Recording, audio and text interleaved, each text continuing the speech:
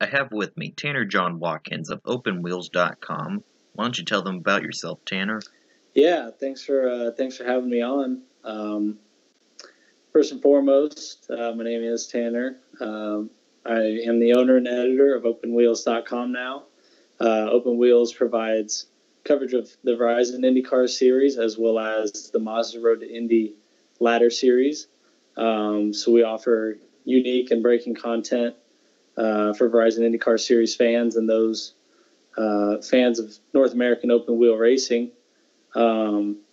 We also will have some dedicated month of May coverage with some extended content opportunities. And, obviously once the season gets going, we'll have weekend coverage for each race. But right now we kind of just run some different unique series, so to speak, similar to our IndyCar Flashback series that we have going on now, as well as kind of a Friday feature thing that we got going on where we'll look at various things through racing history and try to keep interest as the off-season rolls on.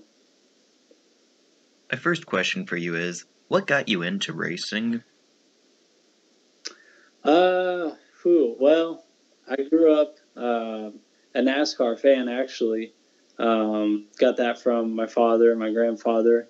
They grew up big stock car fans. Dad still liked the Indy 500, but it wasn't appointment television such as stock car racing in our household. Dad and Grandpa, they grew up Earnhardt Senior fans, and then later Dale Junior fans. I was a big Jeff Gordon fan, so I followed NASCAR very closely for the earliest parts of my childhood, all the way up to his retirement a couple years ago. And about the time when Jeff retired, that's when I also watched the Indy 500 whenever it was on, but didn't spend as much time looking at open wheel racing. And it wasn't really until Jeff retired that I started watching more IndyCar and expanded my horizons, similar to, I think, what some fans of Dale Jr. and Jeff Gordon, and to a lesser extent maybe a Matt Kenseth type. I started exploring different forms of motorsport to get enjoyment from, and fell in love with IndyCar. Went to my first 500 in 2016, and I don't think I can miss another one from this point on. So, yeah, it started with NASCAR, and it's kind of just evolved over time. All right, then. I don't know how much inside access you have to various teams, but my next question for you is, who do you think will fill in the remaining seats in IndyCar? I'm especially curious about Coyne's second car and Carpenter's car for the road courses. I think Daly could have a good shot to get either of those cars. What do you think?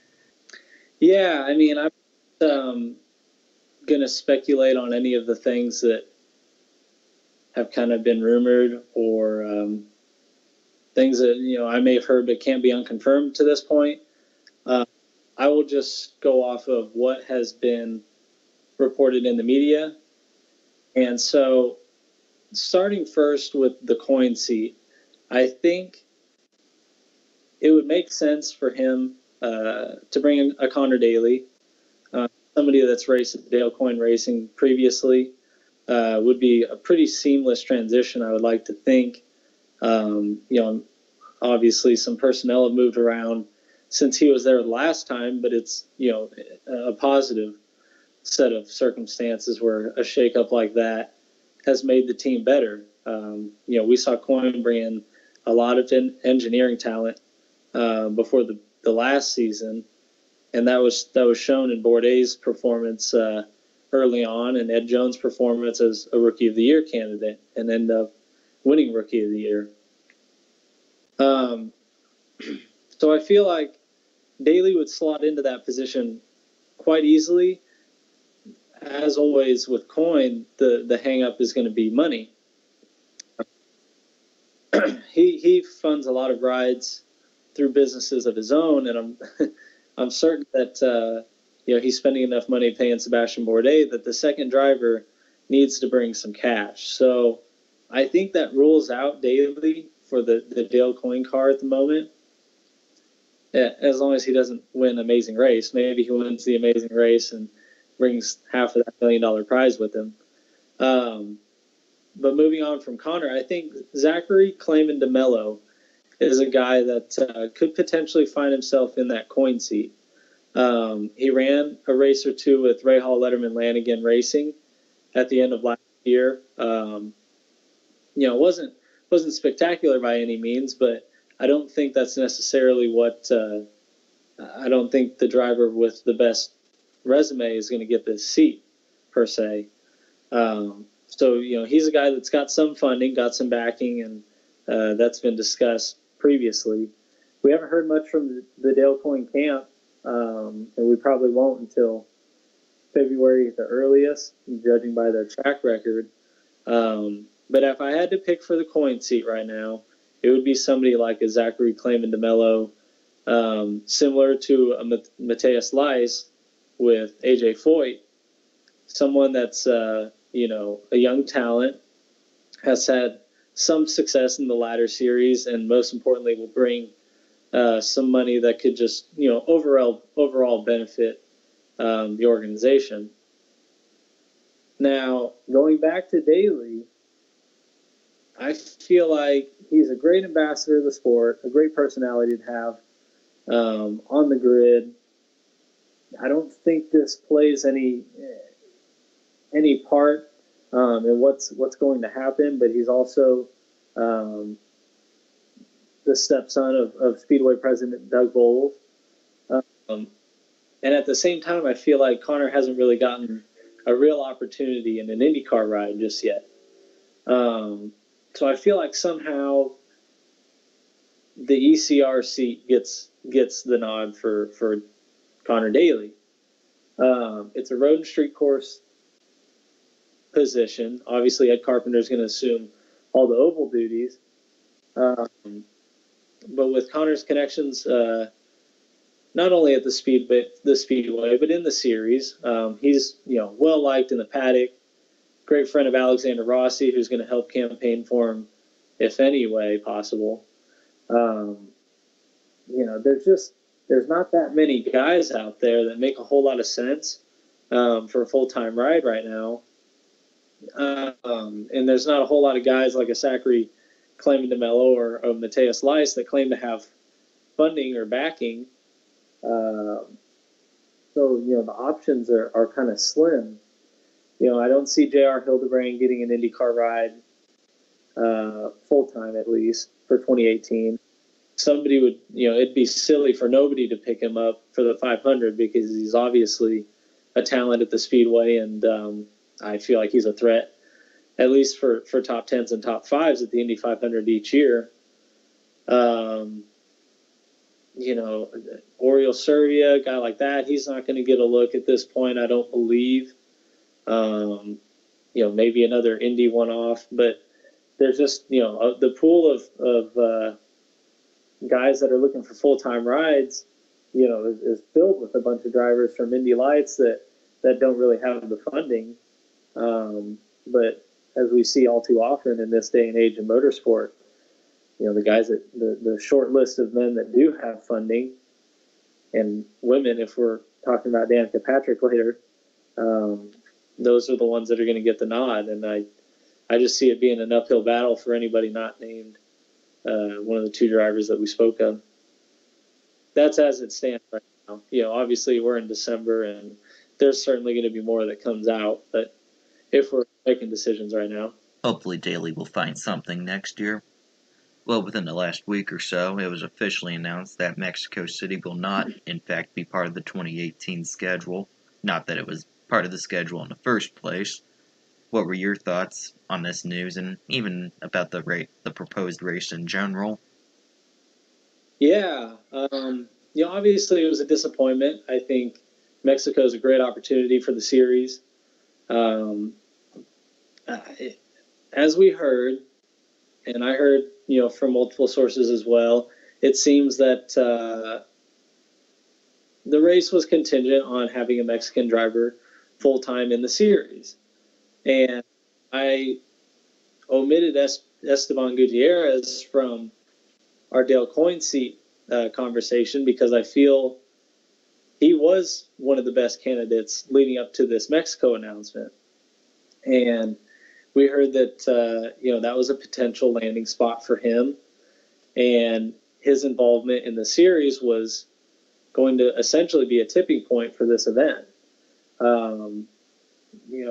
Maybe he had some backing coming with him, but possibly not enough to satisfy Coyne's needs. Gutierrez spent some time in the Coyne car last year with Sebastian Bourdais out. So, you felt there was some sort of a framework already in place with those two, but it seems like the writing on the wall is the Gutierrez deal didn't work out. We heard all along that the Mexico deal was 99% done, and they were just waiting for the right time to announce it. And that obviously wasn't the case when, we heard of the newest announcement that the event wouldn't be occurring in 2018. I just can't help but think that Gutierrez was the pivot man essentially there between, getting this done and not. So, I think it's a great opportunity again for IndyCar. But at the same time, if they can't do it the right way for 2018, if the race's success is actually going to hinge on one driver, albeit, a driver from that country, if it hinges on his involvement in the race, then it's probably, not well structured to begin with. So they need to really take their time and do this right. There have been enough black eyes with events such as Brazil and Boston most recently. China in 2012. Exactly. So, if we're going to go across the border or draw up another one of these street races, even Nashville was talked about earlier this off season. It needs to be done right. And there's a lot of races that are under contract through 2018. So what that means is we could see a lot of schedule reshuffling. Some races getting different dates than what they'll have next year in 2019. So if you look at it that way, you wouldn't necessarily want Mexico to get, whatever it was, maybe an early August date in 2018 like they were planning. And then in 2019, you lose some date equity by having to move it to June or something of that nature. So that could have played a part of it as well. But honestly, I feel like there were too many things not in place at the moment. And while it's disappointing that Mexico is not going to be on the schedule, I think IndyCar has made the right move to not include it in the 2019 or 2018 calendar. I'm sorry. Well, you look at Champ Car when they raced in Mexico City in the 2000s. Usually they had maybe some Mexican drivers do one-offs, but usually they weren't in very good cars, and frankly, these drivers weren't that big a draw in the first place. I also think that with no current Mexican drivers in IndyCar, that the race would struggle for attendance. Yeah. Another piece of news to come out fairly recently is that Danica Patrick will be calling it a career next year, but only after doing the Daytona 500 and Indianapolis 500. I'm just curious if you've heard anything in regards to who she might drive for at Indianapolis, or if you hear anything from the NASCAR side, any information there. Yeah, first and foremost, I think it's, this is going to be a polarizing topic all the way up to race day in late May. But I think it's a great thing that she wants to come back and run the 500. We saw a huge international boost with Alonso come into the race last year, and I think Danica could have a similar, not to the same magnitude as Alonso had on the international crowd, but a similar effect on the domestic crowd, and help raise some ratings or maybe even ticket sales. Maybe not in a spectacular way, but marginally here in the States. and that's great. You know, if her involvement in the race is going to be any sort of positive gain, no matter how small, then it's better than not having her there. So when you look at it in that regard, I think it's great. Speaking on the competition aspect, I'm not sure what she's going to bring to the table. I think this Universal Aero kit's going to drive a lot closer to the Indy cars that she left from. You know, she had to jump in the DW12 with the the rear pods and all the weight in the rear end essentially that made the car really tail heavy. I think that car is certainly going to drive a lot different than the IR05 chassis that she last drove. In the early 2010s, 2011 I think was her last year in IndyCar. So with the weight shift and the change in weight distribution for the Universal Aero kit, I think it's going to be easier for her to transition in 2018 than it would have been, had she come and done it this year. But she has been out of the car for a while as far as an Indy car, and I think it'll take a small adjustment period. But in the end, I mean, with the amount of practice that you still get, it's a condensed May, but you still get 2 weeks of practice essentially.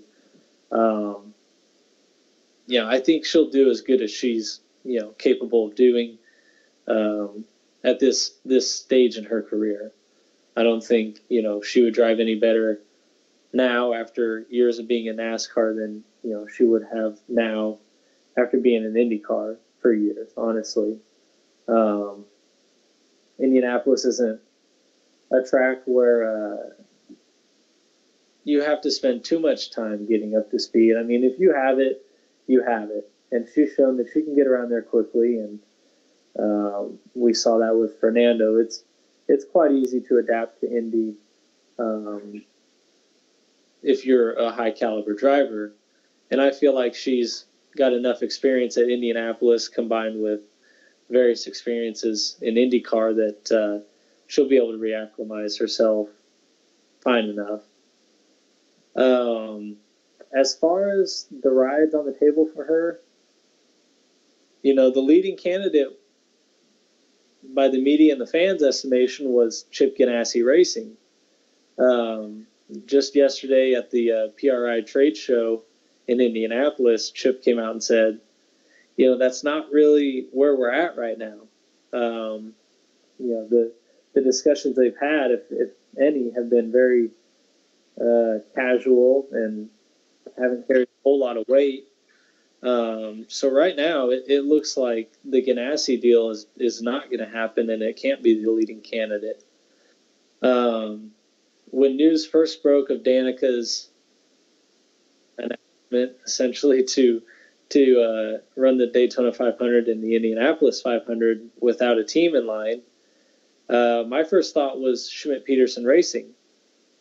They have a third car that they had signed to Calmo Sport and Tristan Gomendi to run in the Indianapolis 500. And that deal has recently fallen through in the past 24 hours, and Schmidt Peterson confirmed that news. So a seat that was once rumored for possibly Juan Pablo Montoya, we haven't heard much from him recently, but I think, now that the Calmo's Gomendi seat is open once again, I think that's an opportunity for Montoya and Danica Patrick at the same rate. I think it does carry some weight that Schmidt Peterson teamed up with the Tony Stewart Foundation in 2017 and had Jay Howard come aboard and run the Indianapolis 500 with them. I think, while they didn't have a huge deal of success, I think the relationship with Tony Stewart and Danica Patrick is good enough to where he may vouch for her or try to get her in that seat, because I think Tony even realizes that she'll probably have a better chance of performing in a one-off Indy 500 attempt than she did in one of his Sprint Cup cars, or Monster Energy Cup Series cars. So I see Schmidt Peterson as the leading candidate, but don't forget Dreyer and Reinbold Racing. There's a small family connection there at Dry and Reinbold, and we've heard rumblings, namely from TJ Patrick, Danica's father, that Dry and Reinbold might bring a second car to Indianapolis this year. And wouldn't that be quite the interesting combo of Sage Karam and Danica Patrick on the same team if that were to be? So look out for Dry and Reinbold. I mean, I know Danica probably wants a top flight ride. A Penske ride's not going to happen, but an Andretti Autosport or a Chip Ganassi Racing seat is probably in her sights. And even, Schmidt Peterson or a chance at reuniting with Ray Hall, Letterman, Lanigan would be desirable for her. But, with pretty much each of those entities, we've either heard nothing at all or, some lukewarm comments. And so I don't think it would be a terrible fallback plan for her to try to align with Dry and Reinbold, because while they haven't qualified great with Sage Karam since he started running Indy with them, they've had good race trim cars. And Sage has demonstrated an ability to use their cars and drive up through the field from a poor qualifying position. So I think she would be naive to discount Dry and Reinbold, because I think that they could give her a legitimate shot at a good run in the race. Whether it would be good enough to win the race or even finish top three, that remains to be seen. I mean, there's so many variables that go into the Indianapolis 500 that it's almost impossible to predict. But don't discount Dry and Reinbold. They could be a player in this. Just yesterday, the proposed partnership between Schmidt Peterson Motorsports and Calmel's for the Indianapolis 500 next year was officially announced to have fallen through. Your thoughts on this? Yeah, I mean, you want to see business partnerships in IndyCar work out generally. But this one, in particular, when it was announced, it was met with a lot of pushback. Obviously there's documented history with the Didier Calmels that we don't have to go into right now with, the things that happened with him in the 90s. But, it just didn't seem like a good look for Schmidt Peterson right off the bat. So, we heard over the last couple months that things were starting to unravel, and when they made the official announcement yesterday, it wasn't a surprise at all. It was, more of a formality that just needed to be put pen to paper and made public. So, I feel bad most for Tristan Gomendi, because he 6 months ago thought he was going to be running in the Indianapolis 500 in 2018, and that's not the case now, and I don't see him getting a ride. So anytime a driver misses out on an opportunity to run Indy, I feel bad for him. But at the same time, this was something that really was going to be a PR headache for IndyCar and Schmidt Peterson alike.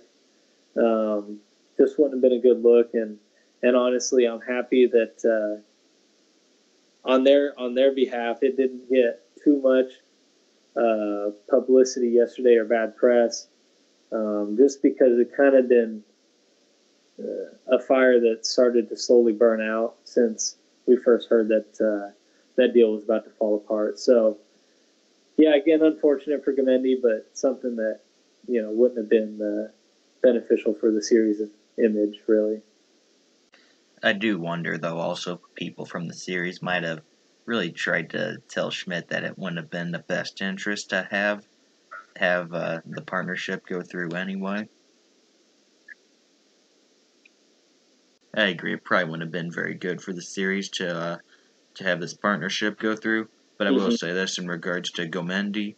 I mean, back when he drove in Champ Car, he did get a couple top 5 finishes, a pole position. Not to mention that at Le Mans, he's had some pretty good finishes. My point is, I'd be curious to see how he would do at Indianapolis. Now, I will say that he could maybe still get a car if he goes to another team, or maybe we'll see him at some point in the future, and who knows, really.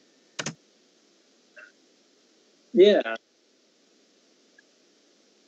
That's the thing, you know, and it almost it felt like the Jay Howard selection for the Schmidt Peterson car this past year. Howard had, you know, not driven an IndyCar in multiple years and hadn't been in the 500 for a handful of years. So, you know, when his name was essentially picked out of the hat for the Schmidt Peterson 77 this past year, there were a lot of people that thought there were some younger drivers that were more deserving. And I think that same case could have been made for this, you know, the same 77 seat for 2018. But the money, you know, usually speaks right now, like we mentioned earlier. And, you know, if Cal Mills and Gamendi were going to bring the funding necessary to do a month of May ride, then they were, you know, it was their seat to have. So yeah, you know, it was an interesting selection, like you said.